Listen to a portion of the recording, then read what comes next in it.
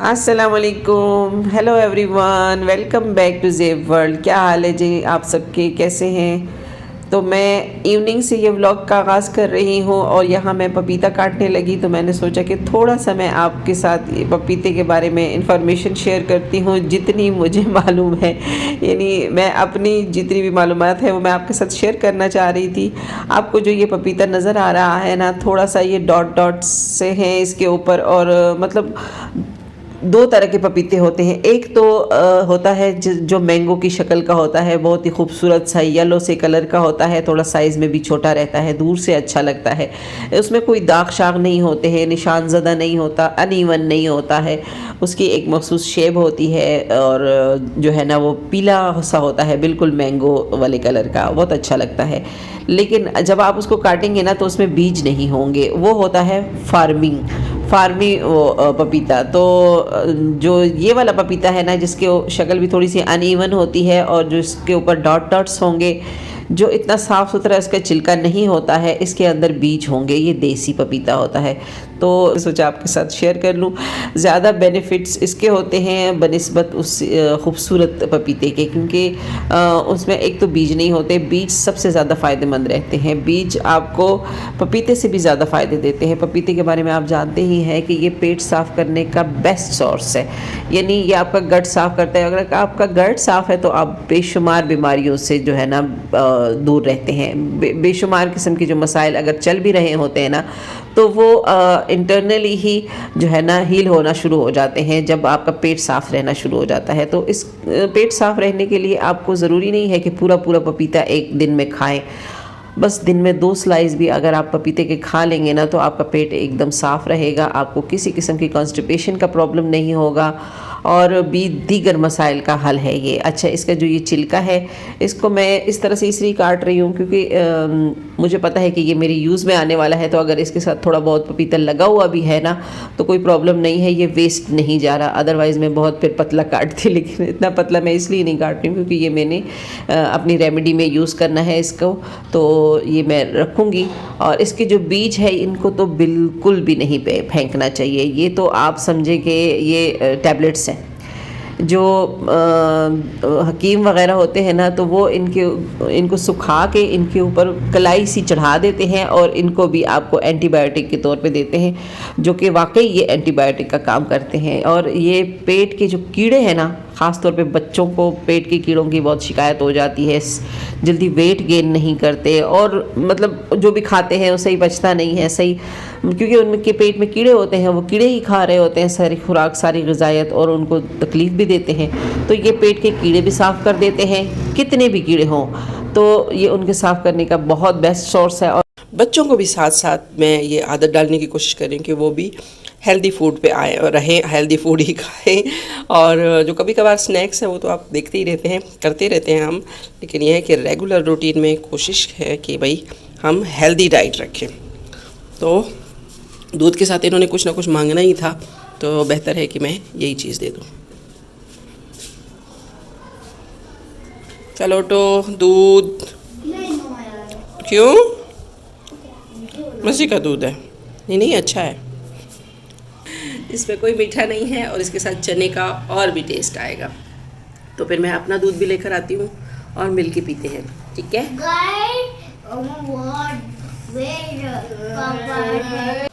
अच्छा जी, दूध पीने की दुआ पहले पढ़ो। अच्छा सुनाओ, दूध की दुआ कैसे है? तेज़ आवाज़ में सुनाओ। तुम्हें आती है? तुम्हें नहीं आती है ना, मुझे पहले बाई को सुनाने दो।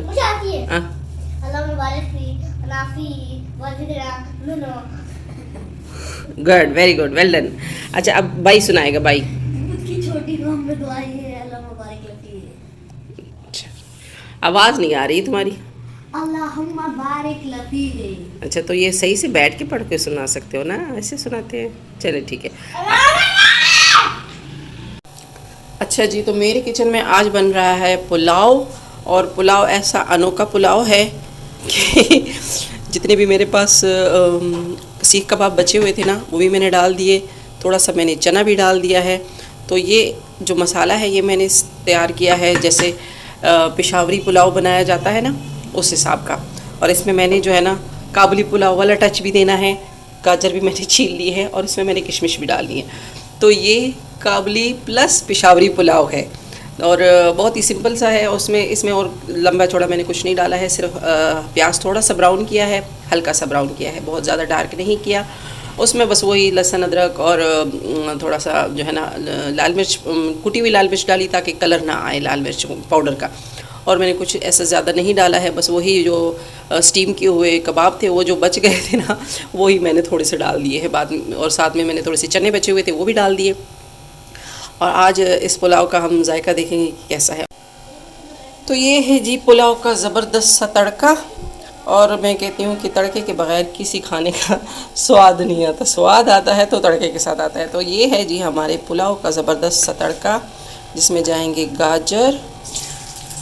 तेल थोड़ा सा तेज़ गर्म हो गया तो मैंने नीचे उतारा ताकि जले ना। अच्छा जी, मैं दोबारा से तवे पे चूल्हे पे रखूँगी। आउच। अच्छा जी, ज़रा सा गाजर जो है ना पक जाएं तो फिर इसमें जाएंगे किशमिश। ये प्याज नहीं जाएगा, ये एक्स्ट्रा है जो पुलाव में से बच गया है।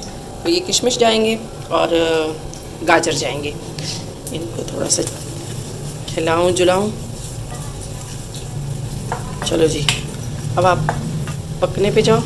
आपको मैं दर्शन कराऊं पुलाव के, जो कि दम से अभी उतरा है। बहुत गर्म है ढक्कन। Oh my God. ये है जी हमारा यम यम पुलाव। बहुत नज़दीक करूँगी तो ये देखें, ये शेड आ जाता है। थोड़ा मैं आगे कर लेती हूँ। और वाह, ये देखें कबाब हमारे जितने थे वो ऊपर आ चुके हैं। चने आपको ज़रा ज़रा से नज़र आ रहे हैं, लेकिन चने हैं इसमें, वाइट चना है इसमें। इसके ऊपर जाएगा ये तड़का, फिर हम इसको नोश फरमाएंगे।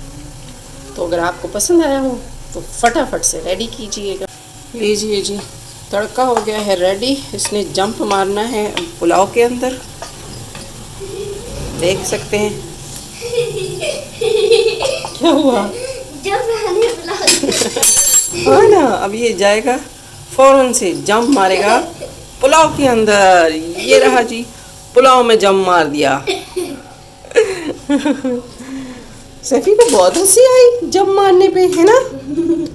तड़का हमारा हाँ जी बन गया और इसने जंप लगाया और ये पुलाव के अंदर आ गया। अभी बाबा को बुलाओ जल्दी से, आराम से। सैफला को पुलाव बिरयानी बहुत पसंद है। जिस दिन बिरयानी या पुलाव बना होता है ना, ये बहुत खुश होता है। मियानी कहता है बिरयानी को। अच्छा जी, ये है हमारे पुलाव का फाइनल लुक। ये देखें, हमारा मज़े का हेल्दी पुलाव रेडी है। बाज़ार में बहुत अच्छा लगता है, लेकिन कुछ पता नहीं होता कि वो कीमा धुला है नहीं धुला, उसमें सब्ज़ियाँ कैसी डाली हुई हैं, ख़राब अलग की हैं कि नहीं की है, पानी साफ़ सुथरा होगा कि नहीं होगा, मसाले साफ़ हुए होंगे कि नहीं होंगे। घर का तो ये मज़ा है कि हर चीज़ आपकी अपने हाथ की होती है, धुली हुई होती है, मसाले साफ़ किए हुए होते हैं, चुने हुए होते हैं। मैं तो चुन के उनको थोड़ा सा भून के रख लेती हूँ ज़्यादा स्वाद लाने के लिए। तो भाई घर के खाने का कोई नेमिल बदल नहीं है। तो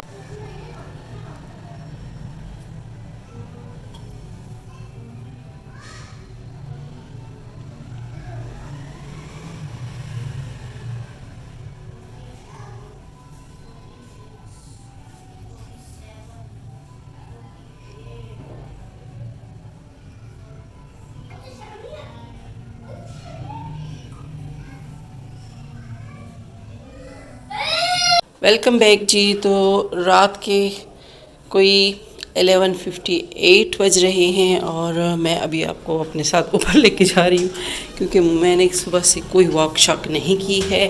बस घर के काम और फिर खाने पकाने और यही सब चलता रहा है। दरवाज़ा खोलूँगी तो रोशनी आएगी। अच्छा जी, तो बच्चों को तो आपने देखा था, सुबह वो चले गए थे वॉक करने। मैंने कोई वॉक नहीं की, लेकिन जब से मैंने वॉक शुरू की है ना, मैं अगर वॉक कर के ना सोऊं, यानी दिन में बहुत भी कम कर लूँ ना तो कम से कम आधा घंटा वॉक मैं ज़रूर करती हूँ, क्योंकि इससे बहुत फ़ायदा होता है। जो फ़ायदा मुझे हुआ है ना वो बयान से बाहर है। तो अगर आपको भी वही फ़ायदा चाहिए तो लाजमी वॉक करके सोएं दिन की किसी भी टाइम।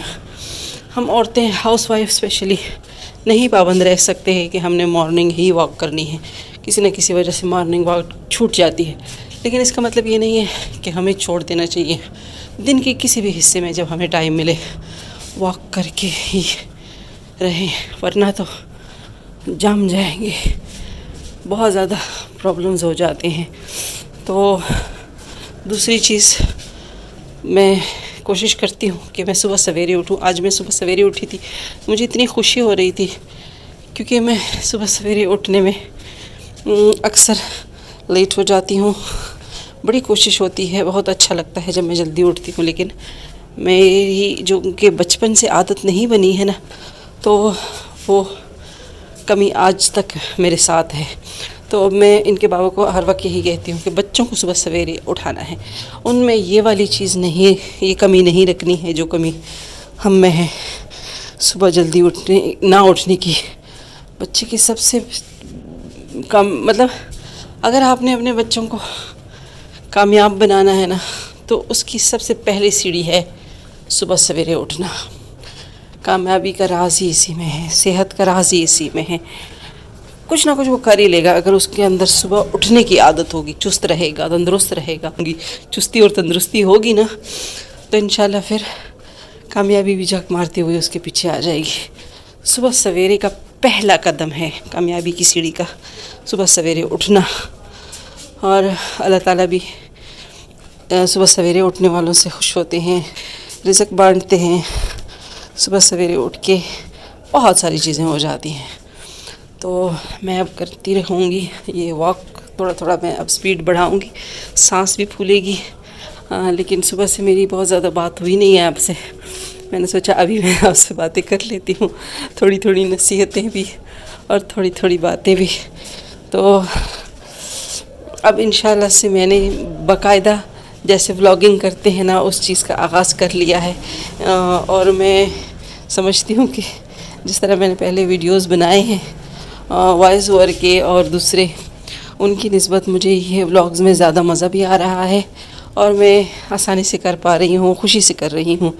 तो इंशाल्लाह कंटिन्यूटी भी रखूँगी और आपने सपोर्ट करना है और व्लॉग्स देखने हैं और साथ साथ वीडियोस को लाइक भी करना है और चैनल को सब्सक्राइब भी करना है और अपने फ्रेंड्स एंड फैमिली के साथ, अपने सारे दोस्तों के साथ लाजमी शेयर करना है।